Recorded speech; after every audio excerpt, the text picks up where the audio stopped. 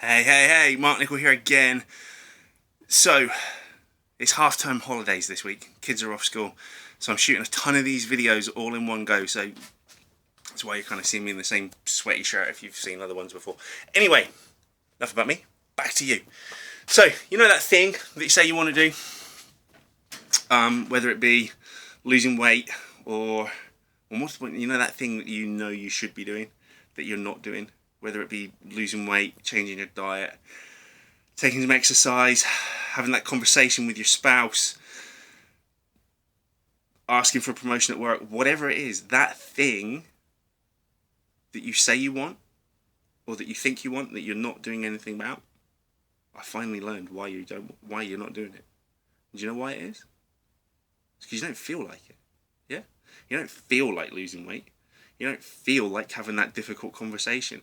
And do you know why? It's because you don't normally do it.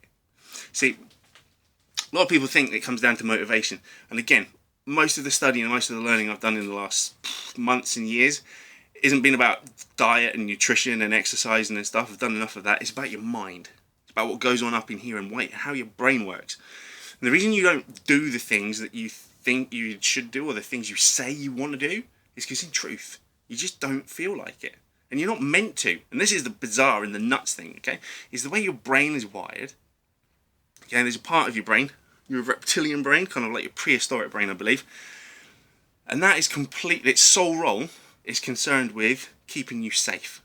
Okay, it's about maintaining your life. It's about keeping you safe. It's the bit that registers threat. It's the bit that registers stress, and it's the bit that likes you to remain the same. It likes you to remain comfortable and in a given or like in a known situation. So even if a situation is shit, so even if you're 3 stones overweight, even if you're blowing like a fucking rhino when you get to the top of the stairs, or the relationship with you and your spouse is as dire as you can imagine. You know, you've not had sex in 4 months. You know, you're hardly speaking to one another. You're just like roommates, and you know you should be having this conversation to move things forward. But the break from how things are, the action that you need to take to make things different, that scares the shit out of your brain. It's like, whoa, no, that could be scary. We can perceive that as a threat. I could have this conversation and it could all blow up in my face and we could have this massive row and it could all go wrong. Or I could lose 4 stones, but I could regain it back. It's going to be stressful. I've got to go through this deprivation and not eating this and I've got to do this and blah, blah, blah. And compared to where you are now, the change that you think you need to take is scary and it scares your brain. And so that's why you don't feel like it. That's why motivation is a myth. It's why you don't feel motivated to do these things. It's because your brain doesn't want you to do it. But here's this thing, and this is the thing I've learned this week, and it's amazing. Check out melrobbins.com. Okay, an amazing lady. I've just come across her work this week. And she talks about the 5-second rule. And apparently there is a gap between your brain registering threat, stress, and crisis, and you actually being able to action it. Okay, so like your stress response, you have like a 5-second window before your brain starts going, whoa, no, don't do that. There's this like 5-second kind of processing window, like this impulse moment, where if you actually do take action, if you act on the impulse that you're having, if you physically do something, you will override and start to recondition that response in your brain. So the next time you go to the fridge or the freezer and you're about to open it to get the tub of ice cream out, and I'm talking to myself right now, is you have that moment when you've got your hand on the tub of ice cream or on the glass of wine, or you've got the words in your mouth to say to your spouse, and you're just about to do it, and you go, I should do it right now.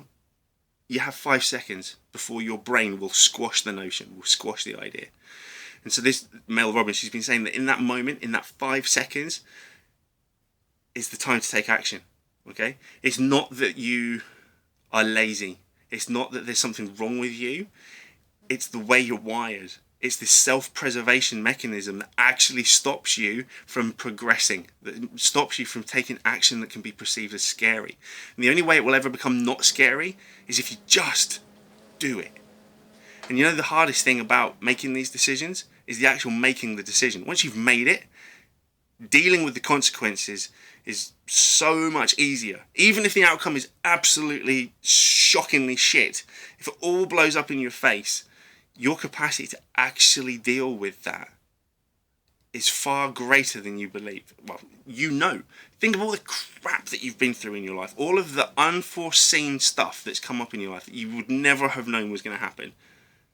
You've dealt with it. You're here. You're right here, right now. You've done it. You've done it.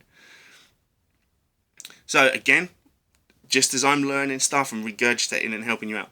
So to recap, the reason you don't do that thing that you say you should be doing, or the thing that you think you should be doing, is quite simply, and you know this, because you don't feel like it. The reason you don't get out of your bed the first time the alarm goes off, and the reason you press snooze, is because your bed is comfortable, it's warm, it's cozy, and it's safe. You don't feel like getting out of it. But in that moment, you have 5 seconds to actually act on that impulse and to start reconditioning your brain into doing stuff. So the next time that moment comes, just act. Just do it. Just do it. Okay? Just do it. It's something I've committed myself to.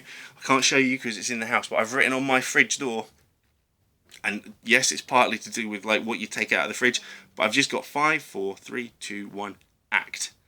And it is just in that moment of just pause, take 5 seconds. Okay, this is what I want to do. This is what I'm going to do. 5, 4, calm your brain. 3, 2, go. Boom. And act. And actually counting out loud, it preoccupies your mind. So you're kind of getting in the way of all of the thought process of like the scary fear bit. And you're just kind of creating the opportunity for you to go and act. All right? So I hope that's have helped.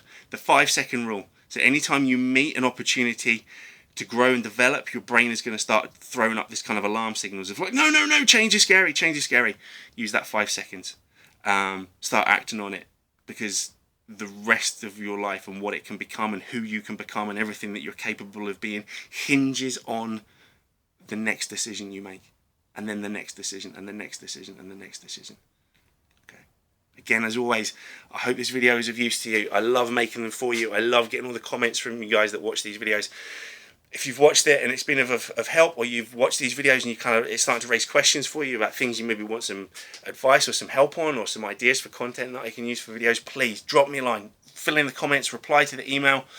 I'd love to hear from you. I'd love to hear what you're thinking about these, so that I can continue to serve you, and hopefully, well, definitely want to continue to be of use. Okay, love you. Take care.